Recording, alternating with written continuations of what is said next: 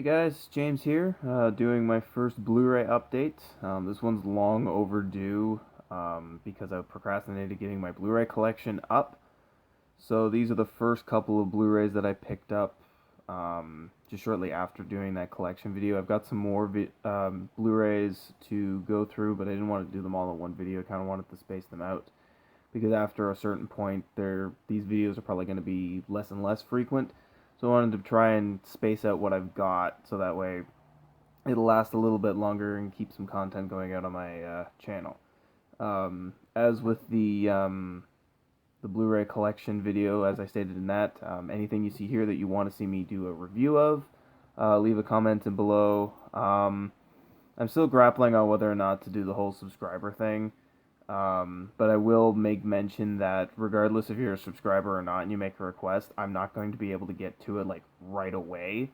It is going to take me some time to get to them, so don't worry. I will, if you request it, I will review it, but it's not going to be like an instantaneous thing. It will take me some time. But if I know that it's been requested, I will put a little bit more effort into trying to get it out as opposed to just something that I came up on my own willy-nilly. So anyways, let's get into this Blu-ray update. So the first one here is Inside Llewyn Davies, or Llewyn Davis. This film was directed by the Coen brothers. I found this at Dollarama for $3. And it's not a movie that I've seen. I still haven't watched it since I bought it, so this is a complete blind buy. But I really like the Coen brothers. I really, really like Oscar Isaac. I've loved everything that he's done so far. Plus, the cast is really good too. You got Carey Mulligan, John Goodman, Garrett Hedlund, and Justin Timberlake. And I just love these like drama stories, especially about like musicians and stuff. I love that movie Crazy Heart with Jeff Bridges that came out, I guess, almost 10 years ago now. So those kinds of movies are really good.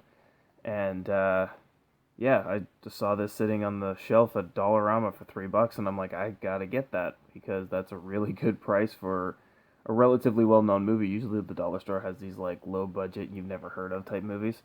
So, yeah, I had to pick that up. So I look forward to checking this out.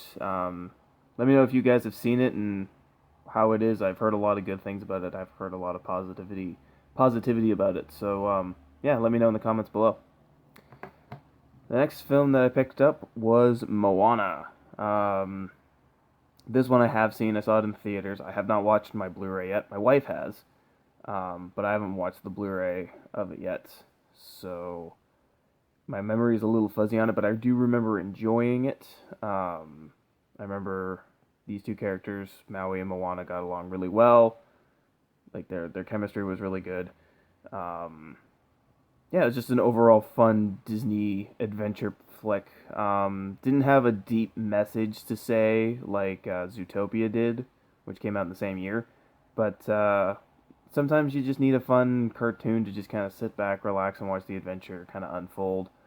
The songs are really catchy. The animation is gorgeous. And regardless that it's just his voice or not, I love The Rock. The Rock is just awesome. Sorry, Dwayne Johnson. I know he's trying to distance himself from that past persona. But, yeah.